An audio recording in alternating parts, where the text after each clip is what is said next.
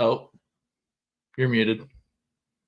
And I had the perfect intro, and I There we screwed it up. go. Yeah. Aw. Wah, wah. Already off to a good start. Anyway, everybody, welcome to another weekly edition of Tuffy Talk Live. We're happy you're here. If this is your first time, welcome. Normally, there's like a bunch more than us. Tonight, you just get two of us because our fearless leader, Mr. Layton, is another year around the sun. I don't know what he's at now, like 30, 31, I think. It's 30th. Is it 30? Well, big 30. I think All right, so. dirty 30. Dirty 30. So his lovely wife is out treating him to an evening out, and then Macon is living his best lead of, what is that stupid song, Living La Vida Loca? He's down in Mexico doing some work for his company, and Ken's is still got a draft hangover. She's putting in the overtime with the Carolina Panthers, and Lindsay's off doing MLB stuff. So you just get me and Michael tonight. So what's up, my friend? Yeah, I missed last week, so I haven't been on in a couple of weeks. Yeah, we'll get the whole gang back together. I feel like we got the summer coming up, and there'll be some dog days, and people will just be hanging out waiting for football. But yeah. We're here. That's all that matters. I mean, you know, you get two of us at least. Life good, man? You doing good? Yeah, it was a good weekend. It was a good weekend. We'll get into it. Lots to get to this episode. We have literally every sport to talk about, believe it or not, even with the sports that aren't even in season, because I feel like these days the season never ends with all the portal and, everything. So, I'm trying to figure out where I want to start, but I came up with, I got a lot of tweets of the week. So I think we'll just make it a kind of a tweet of the week show since it's just you and I, and we'll just spin it up and talk about it and see where this conversation goes. So let's do it.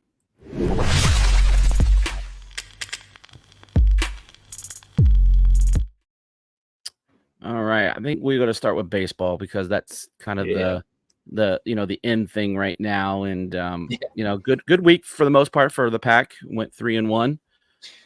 Did take a midweek loss to ECU, losing or dropping that game 10-6, I believe it was. But came back strong on the weekend and swept Ball State, a team out of the MAC that's currently sitting third in their conference. So not a bad team. A good break before you get the last back third of the ACC schedule, because it's about to get ugly quick. So starting with that ECU game, State doesn't have the starters to put out there. At least that when these midweek games are against also top 25 teams like Coastal Carolinas, the ECUs, it's tough. I'm sure we'll get into it, but State's just been having a tough time this year with injuries, but a sweep over Ball State, that's great. Yeah. Ball State is it's not like a 300 plus team you just kind of threw in there. I think there's right around 100 in the RPI. So it was pretty solid. Good weekend. Yeah, I agree. It's funny. We talk about, the midweek games and, the state's struggles at times with those midweek games. And you look at it and, the ACC is such a tough schedule. And so you want to win those games, right? Obviously you want to win all the games, but you definitely put more eggs, I think, in your ACC basket than you do your midweek games. So you want to make sure that your pitching is solidified for those weekend games. And so you kind of, like last week against ECU, it was pretty much a bullpen game. You had guys, that, don't always get a start. You had threw some guys out there, and look, you were in it. You had those that back-to-back home run. That was sweet last week. Yeah, and AMAC getting a home run, returning back to the jungle there at ECU. So, you had some momentum. You had a lead, and it just kind of slipped away. And ECU is a good team. They're scheduled. They're slotted probably a top 8. Top 10 national seed more than likely, barring a late season collapse on their part. So it's there's no shame going to ECU and dropping a ball game. Yeah. It's tough because Jackson Lucas is like starting a game against a top 10 team. It's like, okay, It's Yeah. like, we shouldn't be losing to ECU, but then at the same time, it's like, okay, wait, well, look who's available and who's pitching. But that was a game where we were going to have to score, 10 plus to win, obviously. Yep.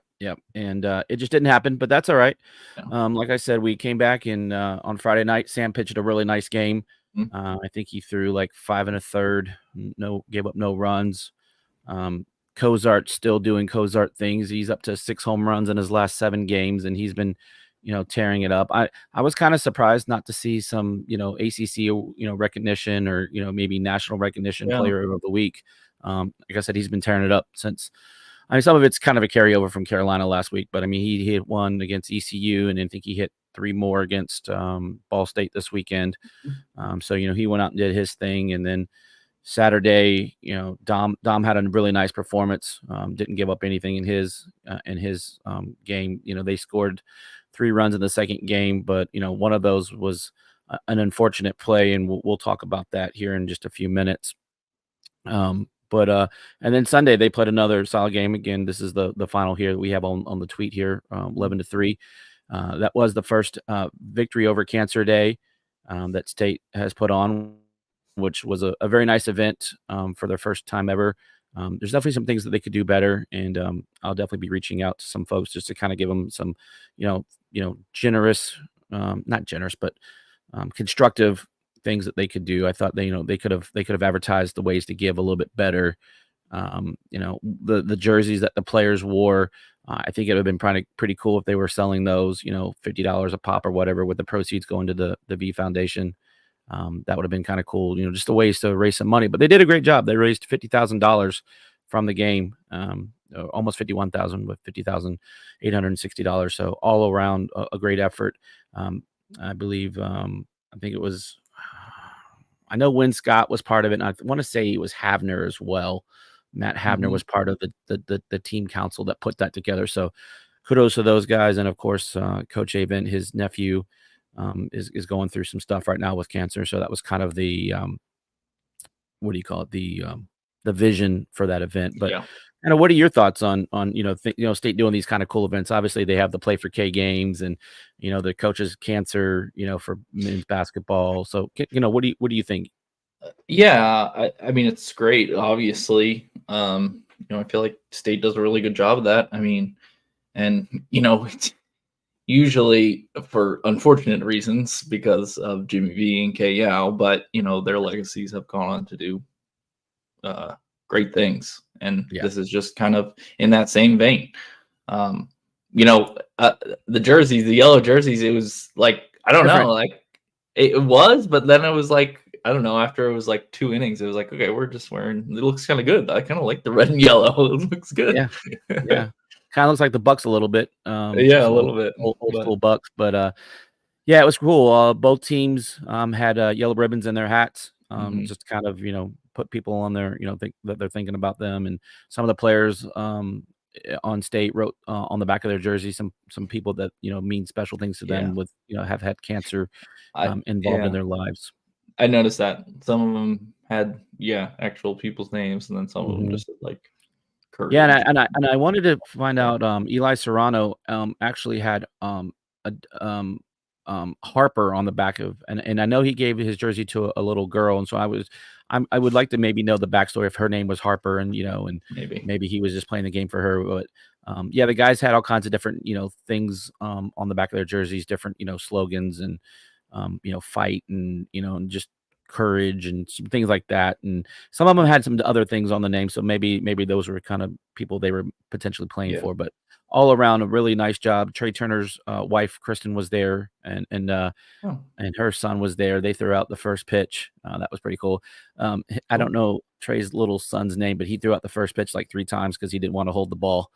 So they had to keep giving it back to him, and he kept just tossing it. And he had a good time on the mound. He was kind of digging in, like he was gonna like really do a real pitch. And Trey Turner's dad, I believe his dad's name is Mark, if my memory serves me correctly. He was there. So all kinds of cool people, and just a really good event. I don't want to keep harping on it and keep going on about it, but a great inaugural event, and lots of money raised for a good situation and a good cause. Yeah, absolutely. Yeah. So with that being said, we'll talk a little bit more baseball here. unfortunately, we had that horrible play in game 2, which led to an inside the park home run. That's why I said they scored 3, but it really should have only been 2. But Josh Hogue, who's having a great season, by the way, the transfer in, he's batting third with batting .314 on the team, and just he was filling in for another guy with Noah Souls, and this it's an unfortunate injury. So now we'll talk about some of the ramifications and the effects of it. But so Josh Hogue broke his leg. That news kind of came out, and we knew pretty quickly that it was broken. And ironically, it's the same leg and same bones that I broke in my leg. He broke his fibula and tibia. And that's a tough surgery. Yeah. He'll be out. Coach Avent said 4 months. I know that dude's an athlete, so it was longer for me than 4 months. But I know he'll have the best staff, and he has access to physical therapy. And so we wish Josh all the best, and Godspeed with your recovery. And he had his surgery last night, and I hadn't heard anything in any regards, but I know his family was coming up to be with him. The team was visibly shaken in that injury. The guys in the bullpen were just like, they had a it's one of those you gotta look away. It's like, it wasn't good. So we definitely thinking about you, Josh. And this is talking about this tweet here from Wolfpack Stats: is Hogue's injury is a damper on a real productive weekend. Ball State is competent, dominant sweep, kind of like you were saying, Michael. And then Heifel back on track. Yeah, Heifel's had a really, he gave up a couple of home runs against Carolina, but again, he's getting back into that form that we know he's capable of. And Butterworth, another laser shot. That home run. When he hits them, man, he hits them on a rope. He's not hitting towering home runs like Amac or Pennington. They get on a line, but another nice home run for him. And like we already just talked about Cozart, and 6 home runs in 7 games, which is just insane. That's big. You're gonna need that from those guys, especially now with Hogue out and Souls out, because they weren't having the best first half of the season. I think Cozart had maybe 3 home runs before his last 6 in the last 7 games or something. So he's up to 12 now. Okay. Your point. So he had 6 last month. Right. Last 7 games, he's had the same amount he had the whole rest of the season. Yeah. So the RPI, I think I saw it this morning. It's actually actually up to 20. Yeah. This was from yesterday. Like he notes here, if we're still got a chance at hosting a regional, you're competing with Wake, Duke, and Coastal, and all them lost series this weekend. So that RPI really, I think, went from 29 on Friday to 20 on Monday. Yep. So and it's only going to go up with all these wins, right? Because we have UNCW, which is not a slouch by any stretch of the imagination, and then we got a weekend series with 5/7, depending on who you subscribe to, with Florida State, and then we go back to UVA. We go back to UVA, and then we end the season with Wake Forest. So, like you said, in that Wake series, looking. Obviously, you have 2 before that. That'll influence what happens, but that could be like, winner of this series gets to host a regional. Yeah, both State and Wake are probably right on that line. Yeah, and you could be looking at a top 4 seed in the ACC tournament, which is huge, right? That too, because you need that top 4, to make your path to the weekend a little easier. We'll talk about that once. It's complicated, so we won't bog the conversation down right now, but so you're gonna have to see some folks step up. We talked about Noah Souls. He's starting to take some batting practice, so he's getting a little bit closer.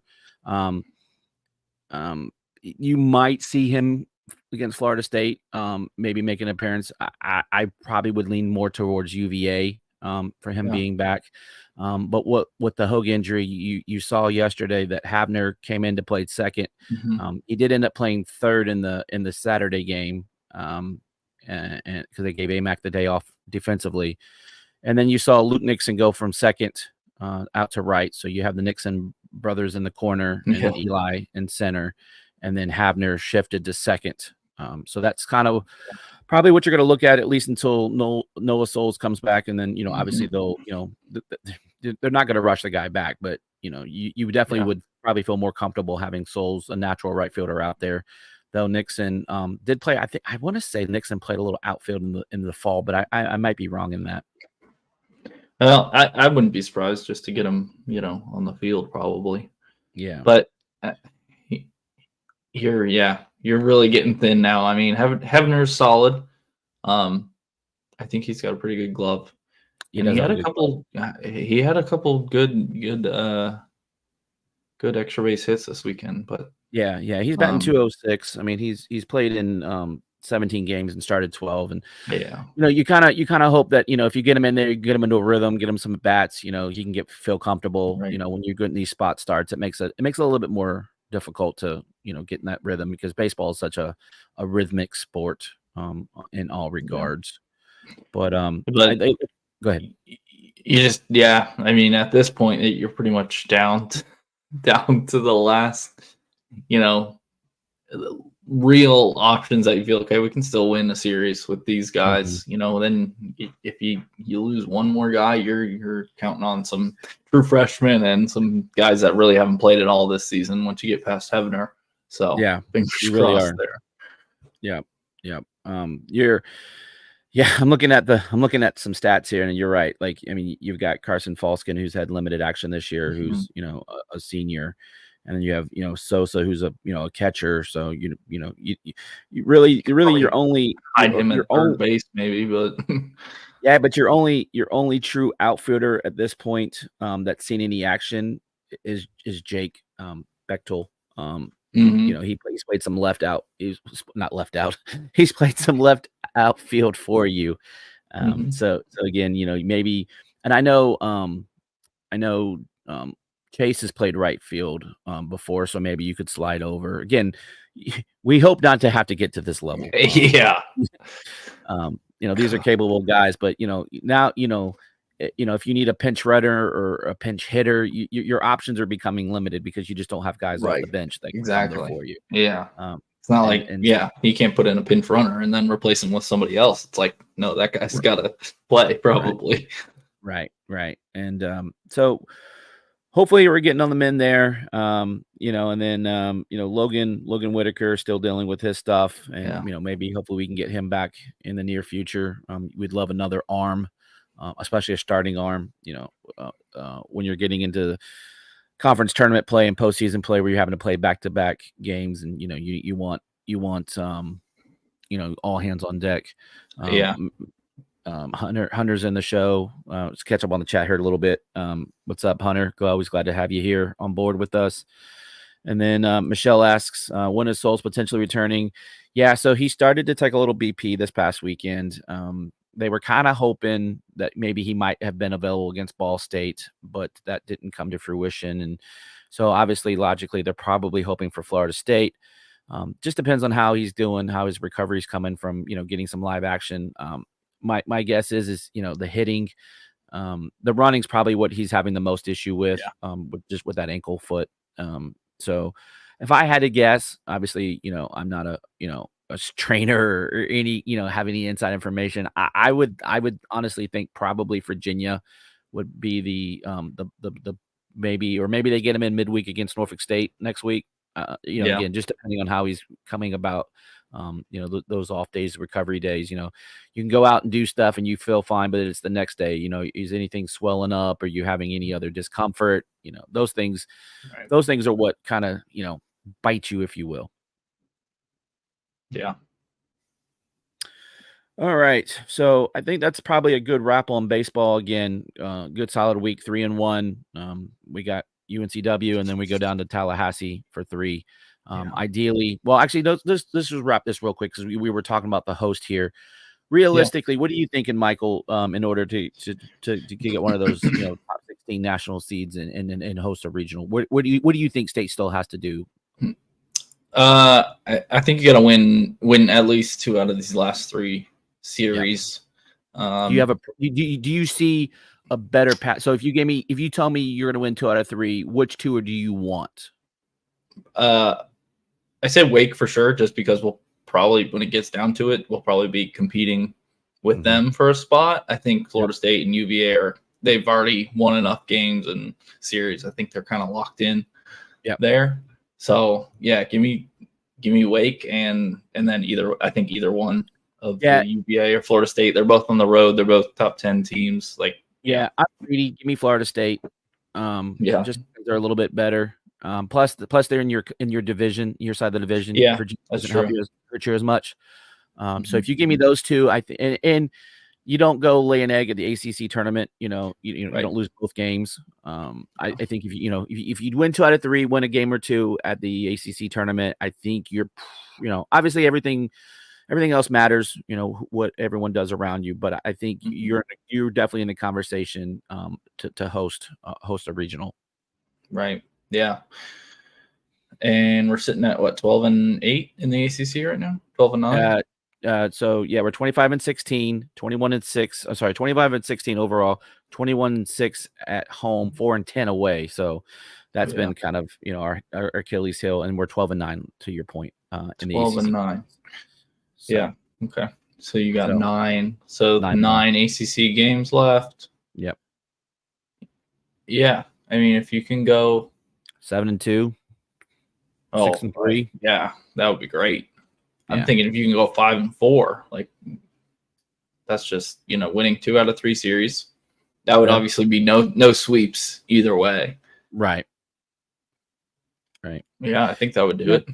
Yep, and you still have 2 non-conference games. Like I said, you have UNCW tomorrow at the Doak, which is a 5:00 game, which is a really weird time. I was talking early. Yeah. Apparently, someone told me that UNCW likes to play early because they got to travel 2 hours back home. So that's true. So that kind of makes sense. But and then Norfolk State next week, which will in the midweek games, because the last week of the season we have a Thursday, Friday, Saturday against Wake. So no midweek game that week. But let me see. Razor says here. Let me pull it up. I think we need to win. We need to win 4-2 in the next 2 weekends and win game in the ACC. Yeah, I think so too. I would agree. The big ones, like I said, are Florida State and Wake Forest. Those are guys in your division. Yeah. All right. So we're gonna move on to the next topic here. We're gonna talk a little NIL for a moment. The One Pack NIL Collective here is thank you, Wolfpack Nation. Another incredible night raising money for at-pack football student athletes, and we couldn't do it without you. Yeah, another. This was the second one that they've done with the football, and what was it 180,000 and some change? Is that what the number was? 160,000. What was the number that they raised? 860,000. 860,000. Wow. Yeah. Yeah. High school math's hard, my friend. Yeah, 860,000. So that's what the number was. It was 160,000 more than last year. That's where correct. Yeah. We were right around 700,000 last year. So yeah. So look, great turnout. Some North Carolina State legends there. Nice Q&As. Next year, I was talking to Reed Johnson over I think it was maybe the weekend or last week sometime. I can't remember when. And he's like, brother, you got to get down here. And I'm like, bro, have it on the weekend. Yeah, weeknight. Weeknight's a little tough. But hey, kudos to everyone that showed up for these things. They're not, not possible unless people show up and support, and lots of great prizes. My buddy Chris won the cooler and the shrimp. So he was trying to give me shrimp last weekend, and I didn't get to catch up with them. But they literally had shrimp in the cooler already. Like he thought. What are you gonna do with? You got to start cooking that right away. That's gonna go bad. Yeah. So it was pretty funny. I was like, bro, you literally got the shrimp. He goes, yeah, I didn't think I'd be carrying a cooler of shrimp home that night. His wife Jamie was awesome. Macon knows them really well. They used to be their neighbors, but yeah, it was just pretty funny reaching out to him. He sent me a picture of his shrimp and cooler. I was like, what are we doing, bro? Let's go cook it. But yeah, great event. Those they did another, that speed painter came in and did a painting of Peyton Wilson, and that's pretty impressive what he does, because he does it with his fingers too. It's like a finger painting, and he just does it right there in that hour or whatever. And he does it upside down, and it's like upside down, and like. Yeah, I can't looks paint real. Yeah, the only thing I can do looks like a real picture of him. Yeah, that was legit. Yeah. The only thing I can do is like a hand turkey, like Thanksgiving. Yeah, That's like the there only you thing go. I can paint. I can do some stick figure dudes and but yeah. Yeah, next week I told Reed, I said I'll be there next year. I'll figure out a way to be there, and I definitely want to support and try to do something. And I even told him, like, look, you can auction off my tailgate experience. I'll go cook tailgate for somebody if it'll raise a couple bucks for NIL. So That's a good one. yeah. So if anyone's interested, let's make it happen and raise some money for Savage and one pack NIL. Speaking of Savage, and go to the next one here, then the new vodka that just came out by Social House and Savage Wolves Vodka. And I meant to go get some this weekend when I was down in Raleigh, and I just got sidetracked. So that'll be my first purchase when I get down there next time. They're $30, which isn't horrible. No, that's solid for one just a regular old bottle of vodka. But I think you can buy it online too, depending on what state you're in. So yes. So if you are in one of those states that allow liquor to be shipped, you can do that. I don't know if I can. So Virginia used to be one of those because it's ABC controlled, much like North Carolina, and I'm not sure if we can get those here in the state. But yeah, I definitely want to make sure. I got some guys that are down there that probably can pull me a bottle or two, and I'll catch up with them. But yeah, make sure we go support these guys. They, I'm all about supporting businesses that support state. If you go to the One Pack NIL website, they have like all the businesses that sponsor NC State, all the corporate businesses. So definitely go, send them some business and some love if you have the ability or are looking for potentially services in their realm.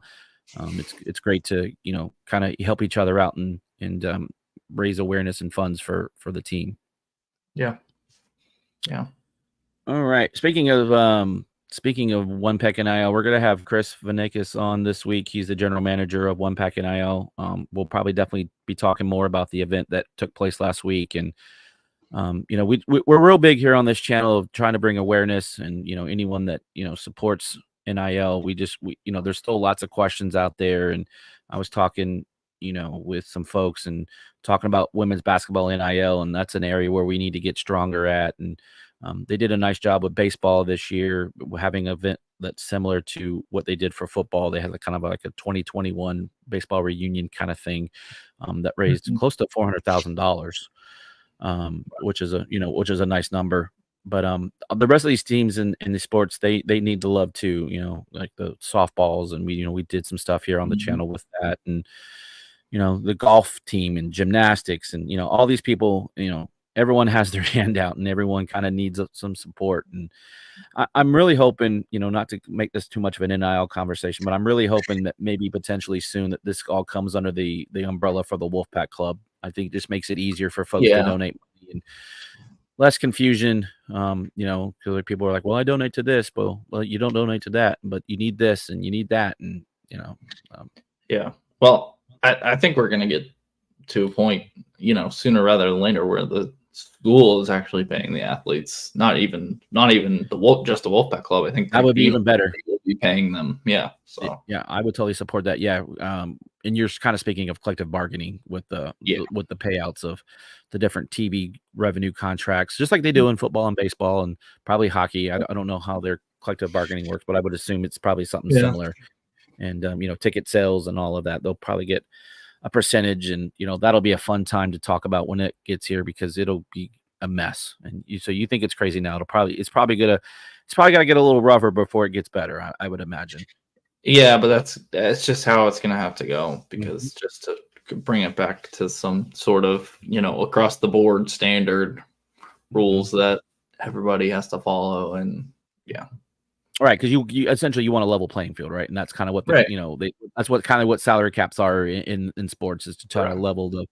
And of course, you have those sports that are like, baseball is the one where you can spend over the salary cap, but you got to pay taxes. And I hope that never becomes a thing in college football, because if you don't want to see where the rich get richer, because you already have like a handful of teams that are always competing, and I like to see other teams. All right, so what do we got next? All right, so we're going to jump to football a little bit. Coach Dorn got a new contract.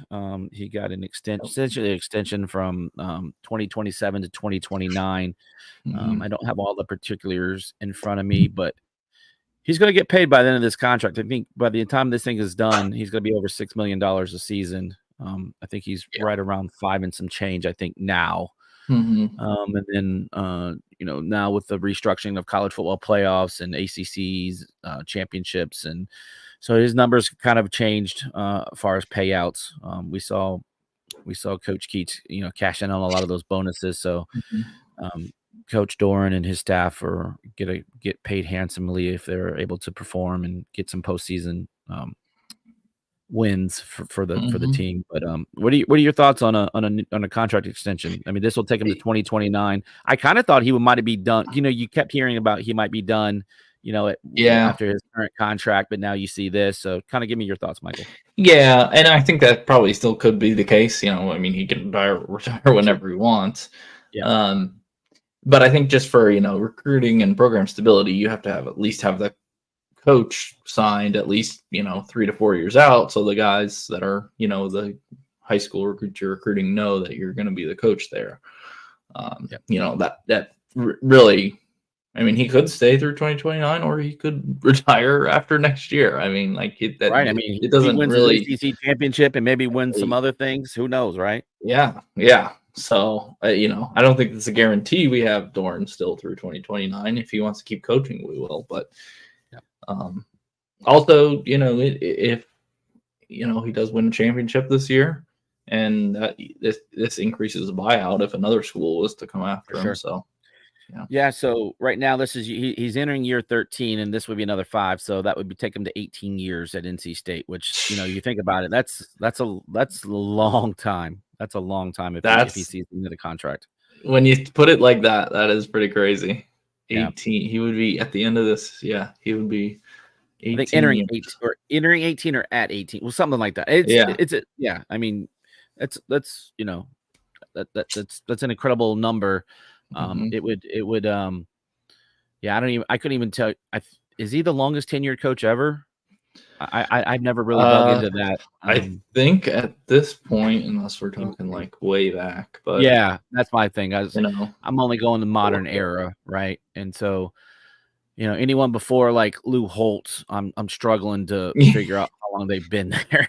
As far as my knowledge goes. But yeah, we can definitely look up that at some point and figure that out. But if I would think 18 would be the record for sure. I don't think anyone will would have been here that long. So, but congrats to Coach, and we hope we have him here at least at 2029, and as long as he'd like to stay, especially if we get that elusive ACC championship that he's trying to get, because when he came here, it was the whole 1 pack 1 goal mantra, slogan, whatever you'd like to call it, and his goal was to win championships. And I think having seen these runs by both the basketball coaches, he's probably as hungry, if not as hungry as ever, for his and his team's postseason success. Yeah, absolutely. I think I mentioned this another time. You think obviously he's been motivated, but you think seeing Keats win a championship before him, I think that might give him a little extra motivation.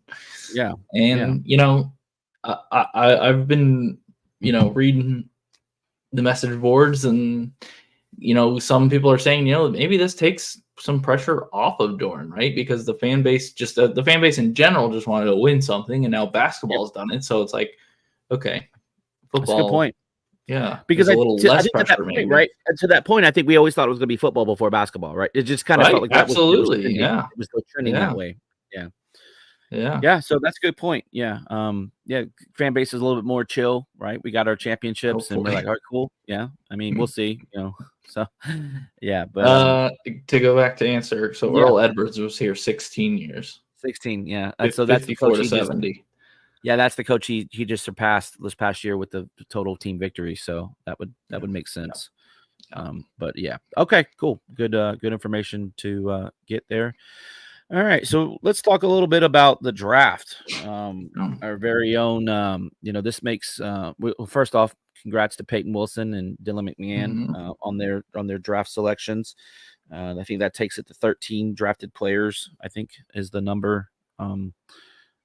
Maybe I don't know. I for some reason 13's in my head. I don't know where I'm associating that with, but I think for Doran, I think it's 13, right? I want to say it's more than that. I think it's more, maybe 11 or 13 is in the top 3 rounds. Maybe. I don't know. I'll have to go research it. My mind is. It's been a long day at work.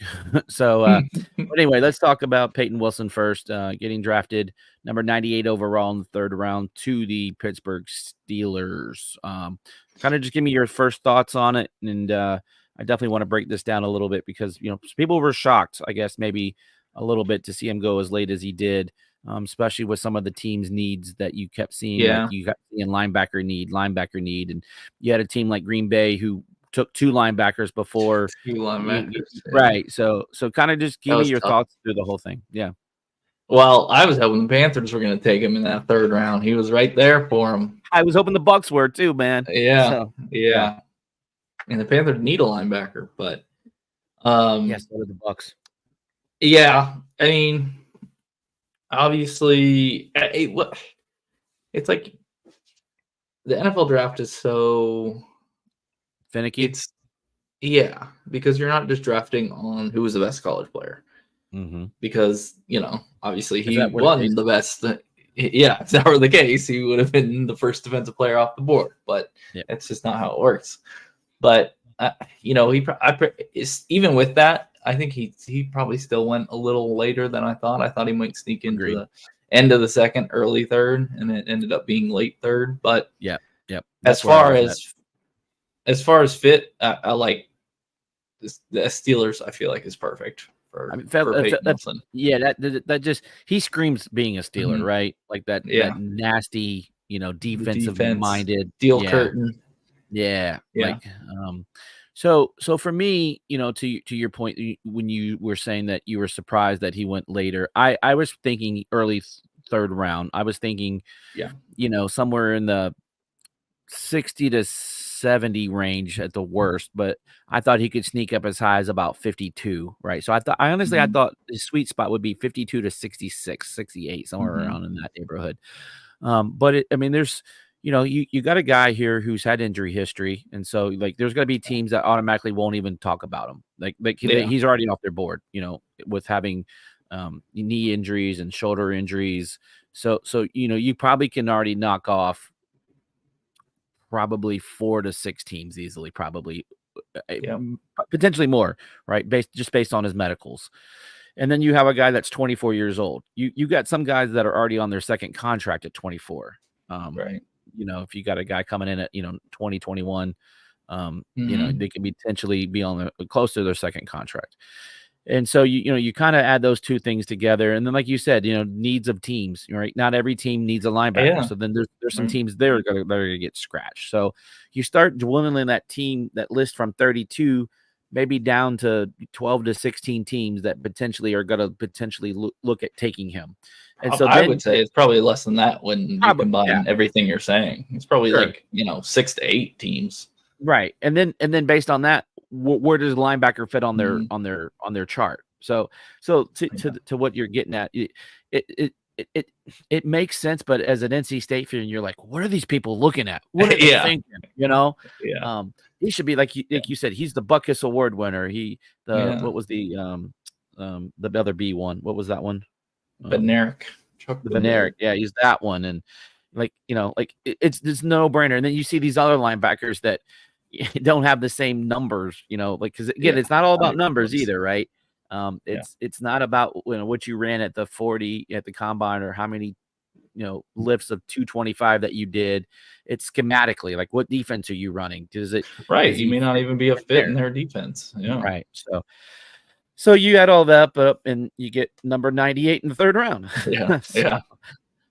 Jumping over to Dylan McMahon though, here's a guy that went in the 6th round. Pick what is that 190? 190, yeah, 190. Yeah. He's going to the Philadelphia Eagles, and who's the first person you think of at center for the Philadelphia Eagles that just retired? Is this guy potentially heir apparent to Kelsey? Was Kelsey? I know the guy that they have in there now that they were grooming. Like Kelsey kind of handpicked that guy.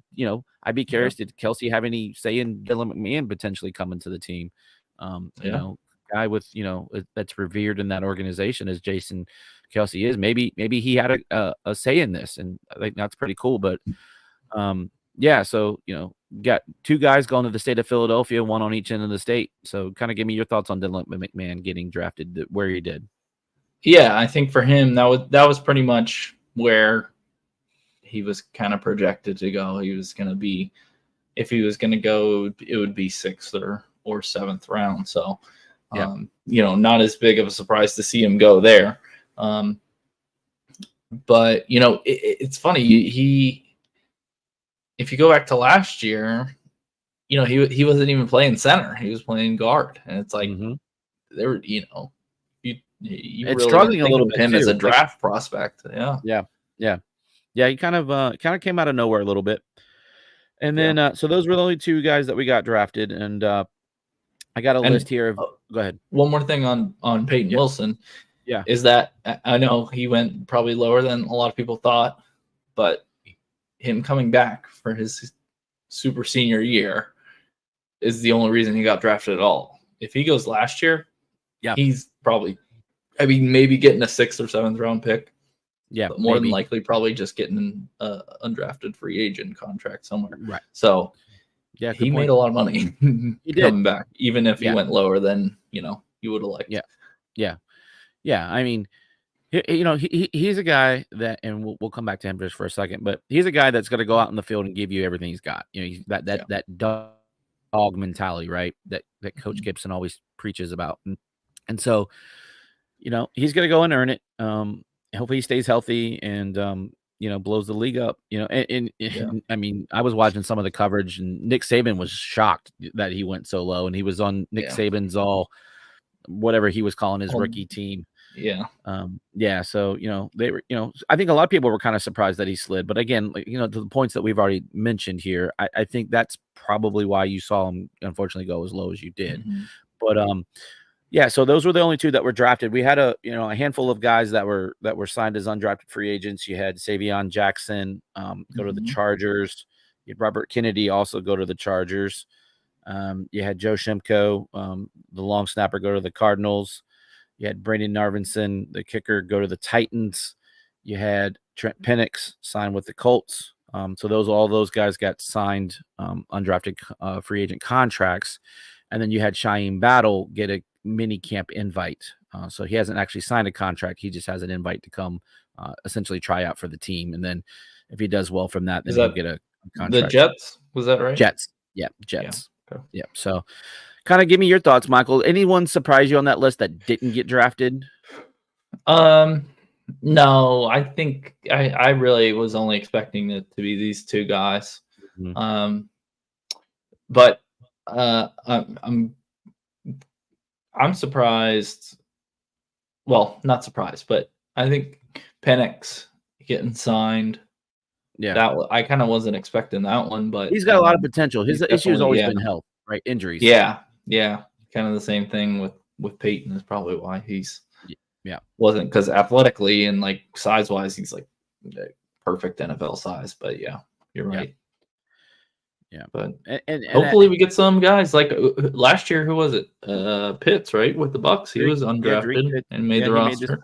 Yeah, he did. So, look, and there's a history of dudes. You got Kurt Warner's and who was the guy for the Steelers? That was that dude that's jacked, Harrison. James Harrison. Yeah, Wes Walker. Yeah, James. Yeah, James Harrison. Wes Walker was one that comes to mind. There's a few other. I think there's another quarterback that was pretty good besides Kurt Warner. I'm drawing a blank at the moment. So look, you just go out and make an impression, get noticed for the right reasons, and can you go play special teams, because that's what a lot of these guys are going to be probably asked of. Shimko probably has a chance, as a long snapper. If nothing else, here's the other thing. Tony Romo, thank you, Potter. That's who I was trying to think of. But if nothing else, you go out and show out in a couple preseason games if you can make it that far, get some tape, and maybe get signed to a practice squad somewhere, and make some money there. Right, practice squad It's practice squad, but there's a lot of money on the practice squad. There's a lot of money. Yeah, yeah. And you get to do what you want to do in your life, right? Right. So Right.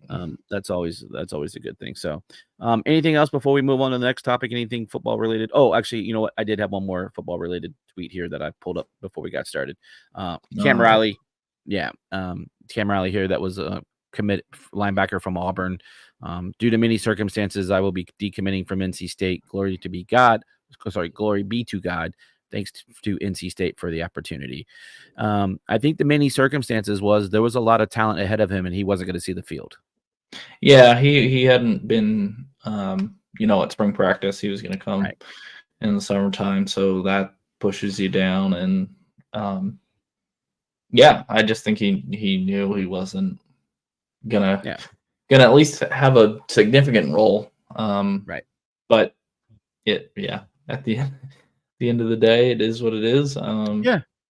I mean, look, you can't. I don't mean any disrespect. Look, you can't miss something that you didn't already have. Right. Exactly. You didn't have. So, hopefully he goes finds him a good fit and gets. Yeah. I mean, just what it is.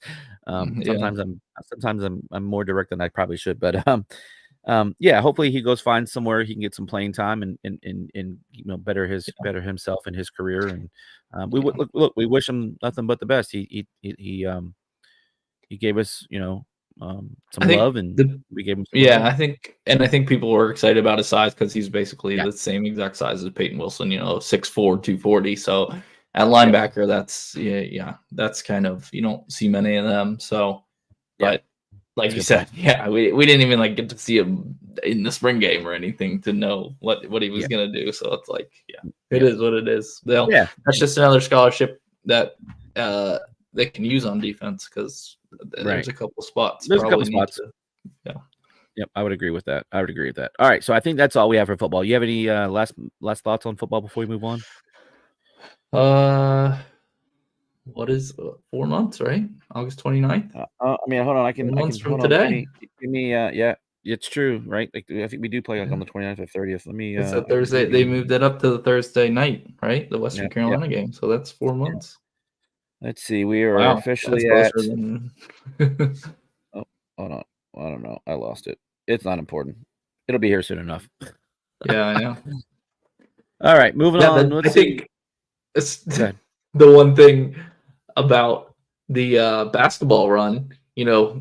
We were expecting that to be over the first week of March, so we got an extra month out of that. So that's another month we're closer to football without even really realizing it. That's a good point. Yeah, we had another side distraction. So speaking of basketball, I think we're going to jump into some basketball here. Yep. Yeah. So the news of today, Jaden Taylor will be coming back for his final season. I think he's final season. He's a COVID guy. So that was announced about 5:00 this evening, which was great to hear. A key piece, especially during the run. I know he probably wasn't as healthy as he wanted to be. He had been battling that ankle injury late in the season, but nonetheless a big contributor. And thanks to his family, I have confetti. So I'm a fan favorite of JT. And we're excited to have him back in the fold for next season. So I guess any thoughts? Good move for the Pack. Yeah, that's a big one. I feel like I think most people expected him back, but you never know these days. So never know. It's good to see him confirm it. Right? Yeah. And I don't know. Where, if I'm projecting next year's starting lineup, I don't know if because he was coming off the bench at the end of the year. I feel like he would slot back into that 6-man role because it felt like he was more effective there. It could go in any number of ways with the transfers we brought in with Mike James and Styles probably plays more of the 4, but between him and Mike James and who's the other guy? Marcus Hill, the latest one. Yep. You got a lot of options now at the guard position. So I'll be interested to see what he does, where he ends up starting. Yeah, and I think so speaking of that, I'll bring up this one. Obviously, we found out about this last week, but Mo leaving Yeah. Mo, so it looks like he's going to try to enter the draft from Yeah. all accounts. And, there's some rumor out there if he doesn't go to the NBA, he potentially goes back to France and, plays in his home country. I don't know if that's a thing. I would assume that's a thing. I would imagine that, yeah. I mean, Go if you're going to, I feel like he could definitely get a pro contract in France pretty easily, being French, and having the year he just did. Yep. Obviously, the money's better in the NBA, more exposure and stuff. So, yeah, I mean, might as well say you're entering the draft, and then I'm sure he's got a French contract already lined up, I would imagine. Yeah, I would imagine too. And, people are like, well, he didn't hire an agent or he didn't do this or do that. Look, guys, I'm 99.9% sure he's gone. Like, this says thank you, Raleigh. Like, normally they'll say something to the fact that I'm entering the draft but not doing this, potentially coming. There's none of that. There's no cryptic things in this message. I think, he's just appreciative of the opportunity. He had a heck of a run. Like you said, his draft stock and any stock that he has, it's just skyrocketed thanks to his postseason play or late season play plus postseason play. Yeah. And I think he's a little older too. He played a couple years at JUCO, then in Missouri. So I think he's probably 20. He's probably 22, 23 up there. Yeah. So it just kind of makes sense for him. But so it's tough. Yep. And so you keep one, you lose one, and then you add one. Yeah. Right? Yeah. So this tweet's from I couldn't find like an official tweet from Marcus Hill himself, but this commit alert, which was last week, says Bowling Green star guard Marcus Hill, one of the top scorers in the transfer portal, has committed to NC State. And so he's coming from Bowling Green, as the tweet said, and this is a guy that started at JUCO. He's a 6'4" guard. 185. He's a junior, so he technically has 2 years left. He's from Rockford, Illinois, and he was a 23-24 All MAC team, so all conference player. Averaged about 19 points a game. Just a good offensive scorer. Give you a couple assists, about 2.5 assists a game, and The one thing that does concern me is his turnovers, his turnover ratio. He had a lot of turnovers. Just that would be a concern of mine. But, he shot, let me see what he shot. He shot 44% from the field, and he shot 74% from the line. And he shot 3-pointers. He doesn't shoot very well at 29%. Yeah. And I think that's he's definitely been, I've already seen a lot of debate about him, coming from Bowling Green. That's definitely a lower level. The MAC in basketball is pretty much one of the lower conferences. Not like in football, the MAC's pretty decent, but in basketball, they're not. I think I read something they didn't play a Power 6 conference team all year last year for Bowling Green. So tough.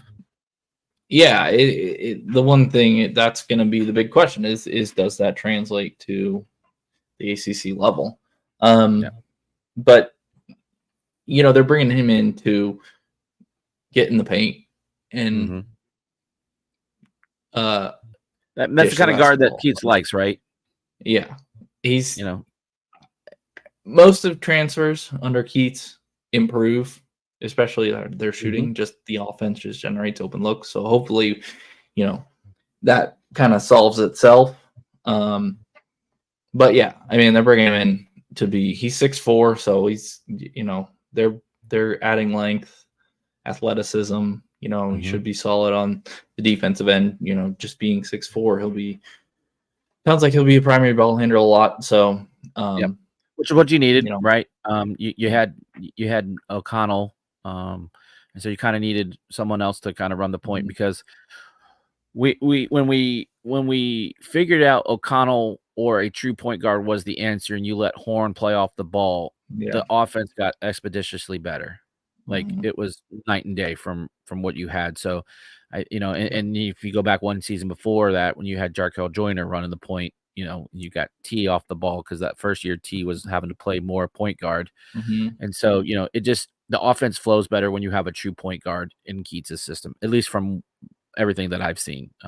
So you hope that continues to translate.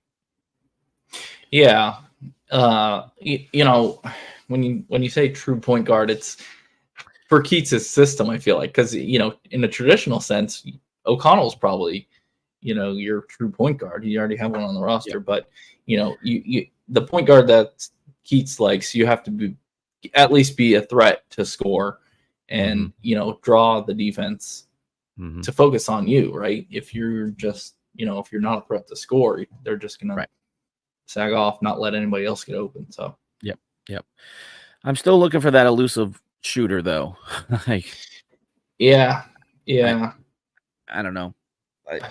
I guess I'm, you know, I just look back to the days of when we had that shooter, and I just don't feel like we've, you know, I mean, like, yes, we had Baby T a couple years ago, but he didn't necessarily shoot at a high percentage. He just shot a lot. Kind of, you can say kind of the same for, you know, DJ Horn a little bit. You know, like, if you would have told me, like, if in 10 years when we talk about all-time great three-point shooters, I'm not so sure DJ Horn comes to mind. You know what I mean? Like, he made a lot, but he didn't necessarily shoot at a huge clip. I mean, I think he was around 38%, which is not bad, but you know, the game has just changed.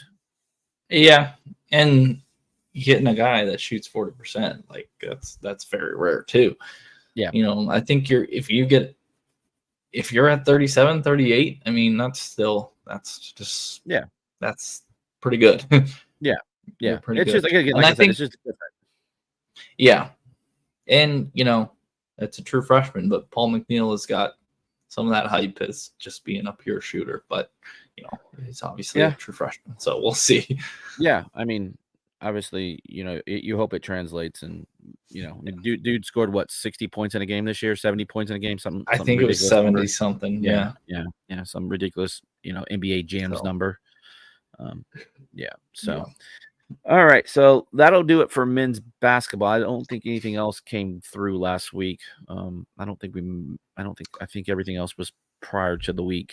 Because we had James and you had Styles. I think all that was before last week. I don't know. There's so much stuff going on. It's hard to keep up with it. But well, now that Mo's leaving, that should we have free up one more scholarship. So I would imagine they go after another big to replace. Yeah, I would think that. I would think that too. Thank you, Michelle. 71. And Michelle asked earlier, like, who said this is coming back and who's not. You know, from all accounts, O'Connell said he was back. It's I mean, Middleburg hasn't said anything officially, but it would seem at this point that the portal is closing pretty quickly. So I would May 1st. Yeah. So, they got 2 more days. But so I would imagine he's back. The one people kind of still curious about is MJ Rice. What does he do? Does he stay or go? You know, I haven't heard anything in either direction. Hopefully, first and foremost, you would hope that he gets his mental health good to go before, you know, even attempting to come back to play ball. You know, that stuff's important. But as far as I know, that's pretty much the only thing that we're really waiting on. Are you tracking anything different, Michael? No, I mean, just like you said, it's weird because of the portal. It's like anybody could leave. Before, it was like you kind of expected everybody back, and then it was like, okay, only the people who are announcing that they're going pro, and then the portal came, so it's like now people are announcing they're staying, and it's like, okay, but no, I haven't heard anybody else, so we'll see. 2 days. It's the world we live in now. But just moving over, we got a few more to get through here before we close the show. But congrats to Mimi Collins as getting a tryout contract with the Minnesota Lynx of the WNBA. Hopefully she can go there and make an impression. She definitely has an uphill climb. I mean, we saw Elisa Cunane. In fact, I think it was Minnesota or maybe it was Seattle last year get drafted high. I think it was who got drafted by Minnesota. There was somebody that got drafted by Minnesota. Kayla Jones, right? Kayla Jones, thank you. Yeah, and she got drafted and didn't make it. And so, you know, it's really hard for these young ladies to break through in the WNBA. They're very, very much a veteran-laden league, especially not having a full complement of like the same amount of teams as the NBA. So spots I roster think spots are few and far between. Yeah, I think we talked about this last year, especially with Kanane and Jones. There's less teams, and there's less roster spots per team also. Yep. And there's no G League, as far as I know. There's no like G League. It's called Europe. So, yeah. So it's like, yeah, even if we saw last year, even if you're drafted, you're not guaranteed to even make a roster. So no, but the only one that's guaranteed is Caitlin Clark. yeah. Because I think Kanane was what 17, 17. I think I want to say she was top 10. But 7 is the number that's in my head, and I didn't know if it was 7 or 17. But yeah, it's insane. But all right, well, let's move on. We wish her nothing but luck, and hopefully, like I said, she can break through and make the squad. Yeah. All right, so this week we had a couple of signees. One we knew about, Tilda Trigger, the girl from Sweden, and a really good ball player. She's 6'6", so right on that power forward center, fringe, if you will. Someone that I believe you can probably will see. Between her and the next one we'll talk about. Well, actually, she's here too. I'm trying to remember her name. Caitlin Weimer. I think it's Weimer. Weimar. Weimer. Mm-hmm. Yeah. So we just signed her from Boston University, not Boston College. So Boston University, the Terriers. She is like all Patriot League. Like she was everything. Like she swept every award in the Patriot League. She was Player of the Year, Defensive Player of the Year. She's been Player of the Year the last couple of years. Really good ball player out of upstate New York. Cortland Manor, New York. She's a senior, so I think she's going to be a grad. I think she's going to be a grad transfer. I think that's what she ends up becoming over. So 6'4", so kind of like I kind of see her as the kind of Mimi Collins, the role of Mimi potentially. I think she slides in the 5. I think. You think she slides at 5 at 6'4"? Yeah. Okay. But I think that's a huge pickup. Yeah. I mean, I think she took another visit to Notre Dame. She did. And Notre Dame's going to be really good next year. I think it'll be State and Notre Dame at the top. Preseason projections. Probably Notre Dame 1, if we're being honest. They'll probably. Yeah, because you get Olivia Munn back. Mm-hmm. Yeah. So for her to take visits to both them and us, and for us to get it, that's a huge win, I think. And I'll say this, like they had a lot more NIL to offer, so she clearly came in because she wants to, come and potentially compete for, I think this is a case where you see the Final Four paying dividends, right? Yeah. If it's between us and Notre Dame and we don't have the season we have, I'm not so sure we get her. Let me see. I heard someone say she's basically the new River Baldwin. Yep, Nicholas. Yeah. I mean, her stats are great. She averaged 16. Sorry, I'm trying to pull it up here. I'm sorry, 18.7 points a game and 10.6 rebounds a game. So yeah. Average a double-double. Average a double-double. Yeah. And again, she's coming from the the Patriot League, so you hope that translates. I didn't look at what kind of schedule they played, but look, when you're the player of the year of a conference, you probably can play pretty much anywhere, and this is been that way for a couple of years. Yeah, even if she gives you what 10 and 10, right? Like she's not going to dominate, obviously, but if she can come in and be solid and play good defense, average, like you said, collect the rebounds, with State's guards, that's right. That's a big piece. We're going to be able to score. Yeah, we're going to be able to score. So you want someone that can come in and play defense. She's Defensive Player of the Year. I feel like defense translates no matter what level of ball you play. If you can play defense, you can play defense. So to Nicholas's point, River Baldwin was a really good defender. She may not have been the fastest, but she was very strategic in her defense. And look, if Caitlin take the charges like River took last I year, know. we're going to be just fine. I think she'll be going for the block more than River did. Yeah, I can see that. Yeah, she had 88 blocks during the season, so she can. That's crazy. Yeah, so I don't know what her wingspan is, but it's probably pretty impressive. And Kruger's kind of a wild card there. She is. It's you never know what to expect. I mean, on paper, she should be like seems like a perfect like stretch 4, but I don't know. She averaged 16 points and almost 10 rebounds a game. So, and 3.3 assists. So she can, one of those maybe, kind of passing out of the paint type deal and, hit Isaiah James for a 3, type deal. This is what I'm seeing in my head for next season. But should be exciting. I think they might have one slot open. I know we had one transfer, Lewis. She's the only one that transferred out. So I think we're locked in at this point. Actually, no, we had another transfer. The girl that transferred in from Sacramento State. What was supposed to be like the 3-point.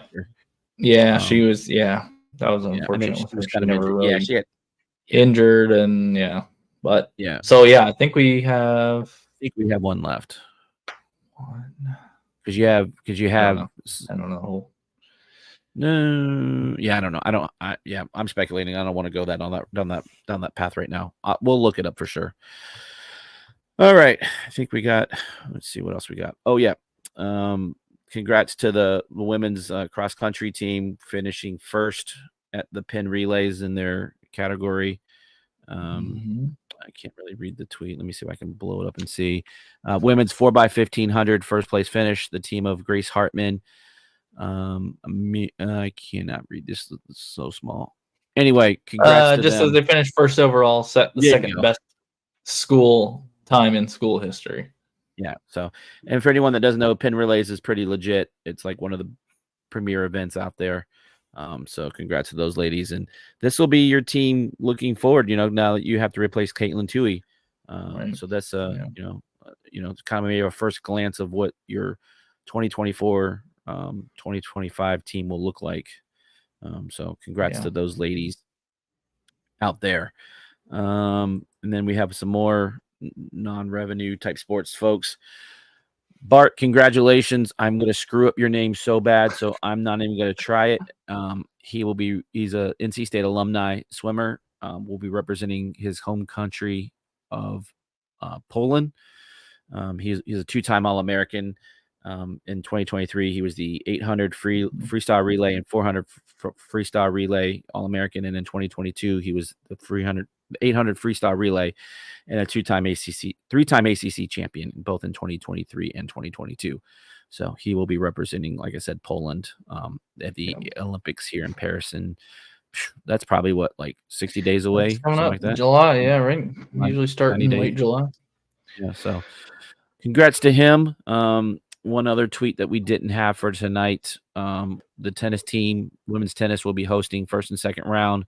They will be hosting South Carolina State, I believe, on Saturday, if I read that message earlier today. Right. Yeah, I hadn't heard about the men. Did they? They got they were 14 seed. Okay. Ooh. Yeah, I think that's 14 overall. Oh, national. That's right. Yeah. They do it differently. That's a good call. Yeah. Kind of like what baseball does, the top 16 seeds. And like the women, we talked about that with the women gymnastics. They were like a 16 seed, and we were like, but no, that's overall. Yeah. Correct. Yeah. And women's gymnastics had a nice season. But I think that is it that I had for all of our tweets of the week. So a little bit different show this week. Just having Michael and I on the horn. But you got any closing thoughts before we wrap this thing?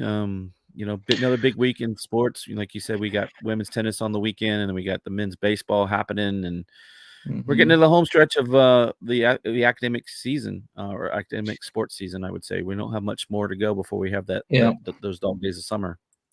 I know. Yeah, it's getting ACC championship time, NCAA championship time for all the non-revenue sports, and then then we got baseball.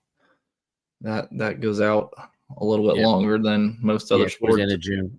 Yeah. But we're getting there. It's crazy. Yeah, we are.